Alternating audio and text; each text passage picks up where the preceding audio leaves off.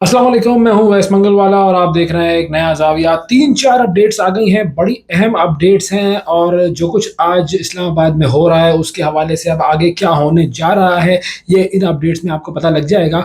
और सबसे पहली अपडेट तो ये है, बड़ी इंटरेस्टिंग सी अपडेट है और वो अपडेट ये है कि ट्विटर चलना शुरू हो गया है। अचानक से सोशल मीडिया के जो ग्रुप्स हैं उनके ऊपर ये खबर फैलना शुरू हुई कि ट्विटर जो है वो दोबारा ऑन हो गया है और वीपीएन के बगैर लोगों ने ट्विटर को एक्सेस करना शुरू कर दिया है। आप भी ट्विटर अगर इस्तेमाल करते हैं तो फ़ौरन जाकर आप उसे चेक कर लीजिए। आपकी ऐप जो है ट्विटर की वो बगैर वीपीएन के चल रही होगी। अब ये इतने केओस के दरमियान ये क्या हुआ है, क्यों हुआ है, ये बड़ी इंपॉर्टेंट और सोचने समझने की बात है कि हुकूमत जो है वो शायद इस वक्त ट्विटर को ऑन करके एक्टिव करके ये बात साबित करना चाह रही है कि देखो, हम पर जो इल्ज़ाम लगाए जाते थे कि हमने ट्विटर बंद किया हुआ है और हम जो है वो फ्रीडम ऑफ स्पीच और फ्रीडम ऑफ एक्सप्रेशन के कायल नहीं है, तो देखो हमने तो कुछ नहीं किया था और ये खुद खुल गया। एक तो चीज़ ये हो सकती है। दूसरी चीज़ ये भी हो सकती है कि हुकूमत जो है वो आगे जाकर ये कहे कि देखें, हमने जो अपना प्रोसेस करना था, जो अपना फायरवॉल्स का प्रोसेस करना था, जो अपना वीपीएन की रजिस्ट्रेशन वाला प्रोसेस करना था, वो प्रोसेस जैसे जैसे हमारा कंप्लीट होता जा रहा है वैसे वैसे हमारे मुल्क में इंटरनेट सर्विसेज और जो सोशल मीडिया की जो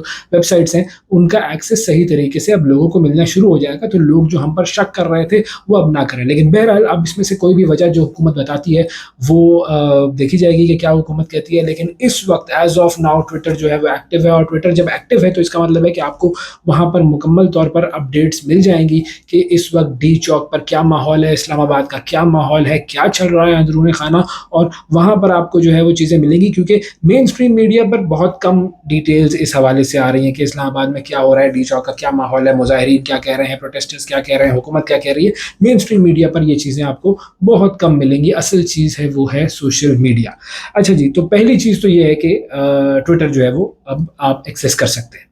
दूसरी चीज़ है जी, चूँकि हमने आपको बताया था कि मैदान जंग सा बना हुआ है इस वक्त डी चौक, और डी चौक पर शेलिंग भी हो रही थी और रबर बुलेट्स भी फायर हो रही थी। स्ट्रेट फायरिंग हुई है लोगों पर और उस स्ट्रेट फायरिंग की वजह से कई कारकुनान पाकिस्तान तहरीक इंसाफ के वो ज़ख्मी हुए हैं। एक तरफ हमने ये देखा कि फायरिंग हुई है, फायरिंग ज़ाहिर है जो फोर्सेज हैं उनकी तरफ से हुई, लेकिन एक तरफ हमने ये वीडियोज़ भी देखी कि वो जो कंटेनर्स थे उनके ऊपर मुजाहिरीन चढ़े हैं, वहाँ पर फौजी जवान भाई भी मौजूद थे और वो दोनों आपस में गले भी मिले हैं। और वो जो लोग थे, जो प्रोटेस्टर्स थे, वो आवाम को काम डाउन करने की कोशिश भी कर रहे हैं और कह रहे हैं कि जी आप बिल्कुल इत्मीनान से रहें और केओस नहीं है कोई। और उस वक्त जो है वो फ़ौजी जो है वो उनको कुछ फ़ौजियों से गले भी मिल रहे हैं। तो ये चीज़ हमें बताती है कि देखें, जो भी है, जैसा भी है, जहाँ भी है वो पाकिस्तानी, और जो फ़ौज है पाकिस्तान की वो पाकिस्तान की ही फ़ौज है, वो किसी और मुल्क की फ़ौज नहीं है, वो अपनी ही फ़ौज है, अपने ही फ़ौजी भाई हैं। और उनमें से बहुत सारे ऐसे हैं जो कि मानते हैं, जानते हैं कि भाई ये मामला जो है वो ख़राब रुख की तरफ जा रहा है, तो हमें इसको मज़ीद ख़राब होने नहीं देना। तो वो प्रोटेस्टर्स को काम डाउन करने के लिए, और ज़ाहिर है वो जानते हैं कि ये उनके पाकिस्तानी भाई हैं तो उनसे मोहब्बत से डील करना चाहिए। तो ये बहुत सारे फ़ौजी भाइयों की तरफ से मुज़ाहरा देखने को मिला। और दूसरी तरफ ये भी मुज़ाहरा देखने को मिला, जो पीटीआई वालों की तरफ से मुज़ाहरा देखने को मिला कि गोलियां जो बरसा रहे थे फोर्सेस के लोग, उनमें से एक स्नाइपर को पकड़ा लोगों ने। जो पीटीआई के जो प्रोटेस्टर्स हैं उन्होंने एक शख्स को पकड़ लिया जो कि स्नाइपर था, जो कि गोलियां बरसा रहा था। और फिर उन्हीं पीटीआई वालों में से लोग आगे आए जिन्होंने उस स्नाइपर की, उस शख्स की हिफाजत की। तो अब बड़ों की एक बैठक हुई है और उस बैठक के अंदर बड़ी अहम गुफ्तगू हुई है, बड़ी अहम बात हुई है। और अहम बात ये हुई है कि जी आज करना क्या है, अब किस तरीके से इन मुजाहिरीन को रोकना है और कैसे इनसे डील किया जाना चाहिए। क्योंकि अब ये आ गए हैं और इन्होंने जो दिखा दिया है हमें, क्योंकि पहले तो बात ये हुई थी कि जी हम इन्हें नहीं आने देंगे, इन मुजाहिरीन को, इन प्रोटेस्टर्स को, और ये होंगे भी बहुत कम। तो अब जब ये आ गए हैं और ये बहुत ज़्यादा फोर्स के साथ आए हैं तो कैसे इनसे डील किया जाए।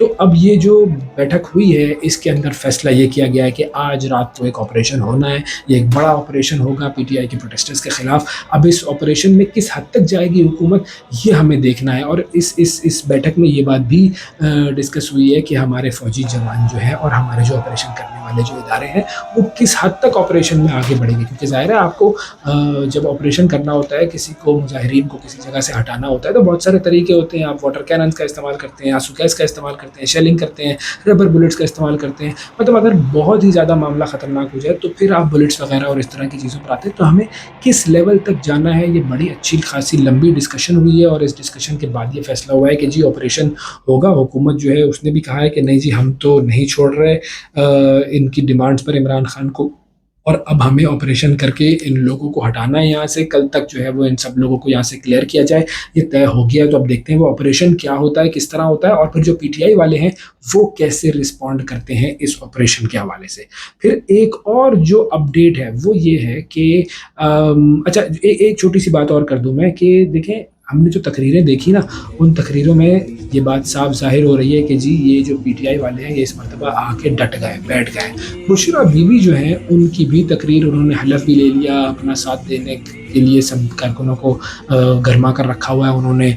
और उन्होंने भी ये कहा है कि जब तक खान नहीं आएगा बाहर उस वक्त तक कुछ नहीं होगा. खान जब बाहर आएगा और फिर वो जो बात करेगा वो हम सब मान लेंगे. अगर वो कहेगा यहाँ बैठे रहो तो हम यहाँ बैठे रहेंगे, अगर वो कहेगा कि घर चले जाओ तो हम घर चले जाएंगे. तो बेसिकली खान की कॉल के ऊपर ये सारी इसका दारोमदार है कि आगे क्या होना है. लेकिन बुशरा बीबी एक नई लीडर के तौर पर, पीटीआई की एक नई लीडर के तौर पर सामने आई हैं. और हमने माजी में भी ये देखा था कि जिस तरीके से जब भुट्टो साहब के साथ जुल्म हुआ था तो नुसरत भुट्टो साहिबा और बेनज़ीर भुट्टो साहिबा आगे आई थी.